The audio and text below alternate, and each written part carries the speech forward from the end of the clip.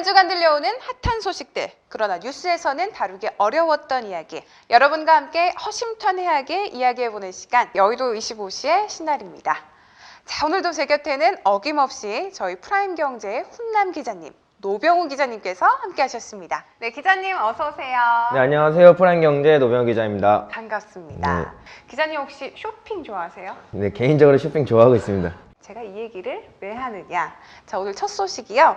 호텔 신라의 사장으로 승승장구하고 있는 삼성과의 그녀 이부진 사장의 이야기를 좀 해볼까 합니다. 네. 신라 면세점이요. 처음으로 그 면세점에 명품 브랜드인 루이비통을 입점시킨 지가 2010년이죠. 네, 2010년부터 입점시켰죠. 네. 자, 그런데 이번에 놀라운 소식이 좀 들려오고 있어요. 네네. 창의국제공항에 면세 사업권을 획득했다는 이야기가 있거든요. 네, 그 신라 면세점이 이제 공개 입찰을 통해서 그 싱가포르의 창의국제공항에 있는 화장품이랑 향수의 사업권을 따냈는데요.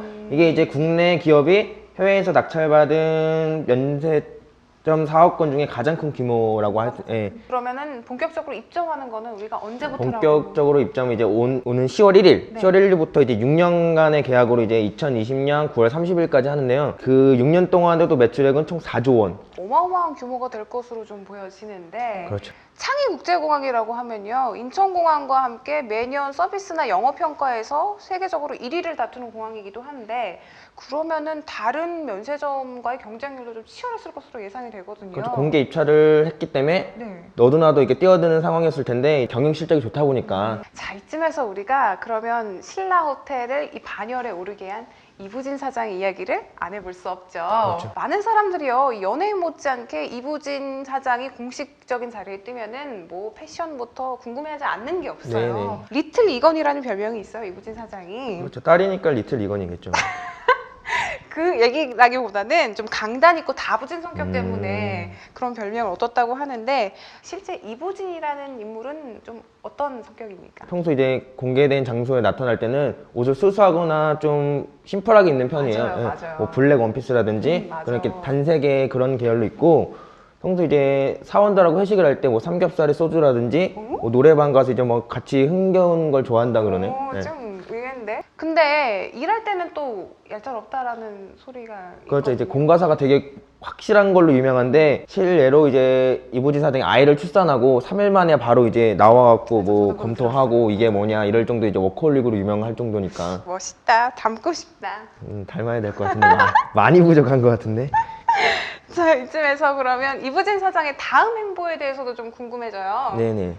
이재용, 이부진 남매의 라이벌 신경전은 뭐 아는 사람들은 다 알만한 소식이기도 한데, 네. 갈등의 골이 좀 깊어지고 있다는 소문이 있어요. 사실인지는 모르겠는데 그 이건희 회장이 이래 임원들끼리 있는 사이에서 이부진이 차라리 아들이었으면 좋겠다 할 정도로 이부진에 대한 그 신뢰가 두터운 것으로 알려져 있어요. 이재용 사장 입장에서는 좀 굴욕적인 얘기가 아닐 그렇죠. 수 왜냐면 이제 없겠어요. 신라 면세점이 실적이 안 좋았을 때 이부진 사장이 맡으면서 실적도 올려놨고, 그 이후에 여러 개를 맡으면서 그 오빠인 이재용의 입지가 좀 좁다 보니까 서로 이제 더욱더 라이벌인 관계가 돼버린 거죠.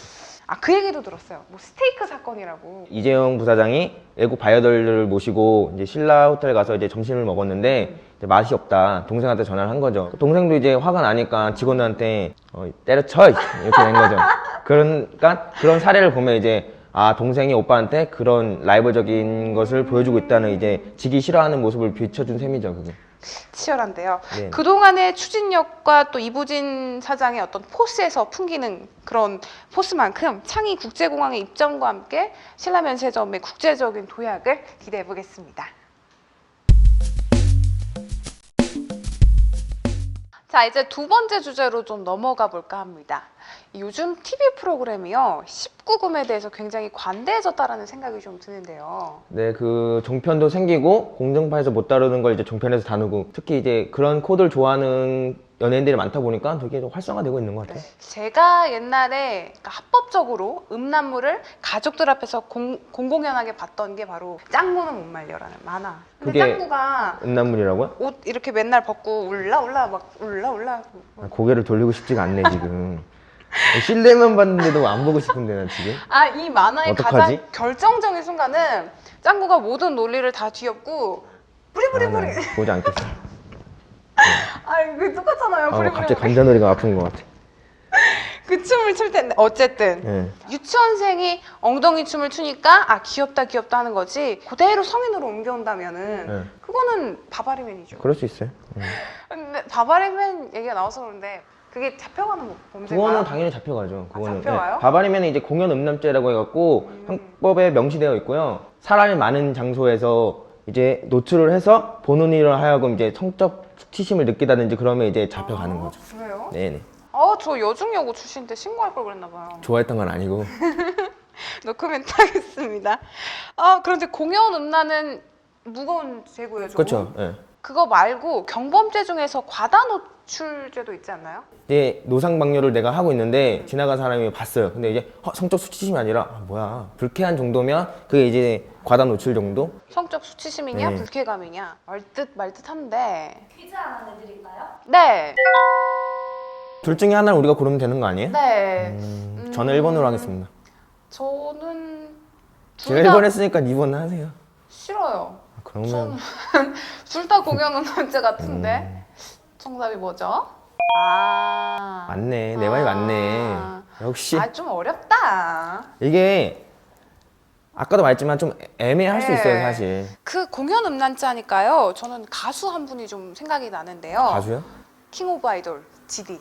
아, 지드래곤. 지드래곤. 제가 몇 년 전에 대학을 다닐 때 광고 수업을 들었던 적이 있는데 이 광고 수업에서 그 지드래곤의 단독 콘서트가 방영이 된 적이 있어요. 저희 네네. 수업에서. 근데 그 장면에서 여성을 이렇게 침대에 묶어두고 네. 되게 가학과 피하게 코드가 근데 이 예로 제가 본 건데 엘리베이터 타고 가고 있는데 이제 아이고 꼬마야 귀엽다 했는데 뭘 보고 있더라고요 스마트폰으로 초등학생인데 그러니까 우리말로 말하면 야동인 줄 알았어요. 봤더니 이제 여자 아이돌들의 뮤직비디오더라고요. 그러니까 그렇게 오해를 살 만큼 너무 자극적인 코드들이 사실 많은 건 사실이거든요. 요즘 많아지긴 네. 했죠. 예. 저는 그 미스 A 그 봉춤 보면서 미스 A는 괜찮은데? 난 좋은데? 누구를 변호하시는 겁니까 지금? 네, 넘어가겠습니다.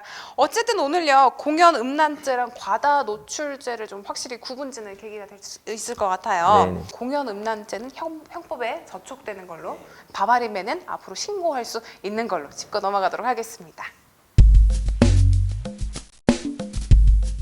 부채 문제가 심각한 한국수력 원자력이 연말에 돈잔치를 했다라는 말이 있는데 이 소식 어떻게 된 건지 좀 정리를 해주시죠. 그 한국수력 원자력이 해를 넘기면 사용하지 못한 이제 경비선 예산을 그 지난달 17일 날 이제 뭐 직원들에게 뭐 특수 근무 야식비라고 해갖고 야식비? 예 야식비 그런 명목으로 이제 1인당 10만 원에 해당하는 금액을 각 부서별로 이렇게 나눠줬거든요. 근데 1인당 10만 원이면 일반 기업에서도 그 정도 뭐 위로금 차원에서 줄 수 있는 거 저도 그렇게 생각했는데 보니까 지난 3분기 기준으로 직원이 9천 명이 넘더라고요. 10만 원이 10억이 되니까. 그렇죠. 야식비로 10억이 웬 말이냐 이런 말이 나온 거죠. 네티즌들이 아주 난리가 났다고 해요. 정부가 이걸 경비성 예산으로 승인을 해줬지 방만하게 야식비로 쓰라고 승인을 해줬냐. 제 생각은 야식비로 줄 수는 있을 것 같은데 이게 시기상 적절하지 않았던 이유가 뭐냐면 최근에 이제 가뜩이나 이제 공기업 부채가 심각한 사회 화두로 됐는데 다른 공공기관들이 이제 뭐 허리띠도 졸라매고 임금도 동결하고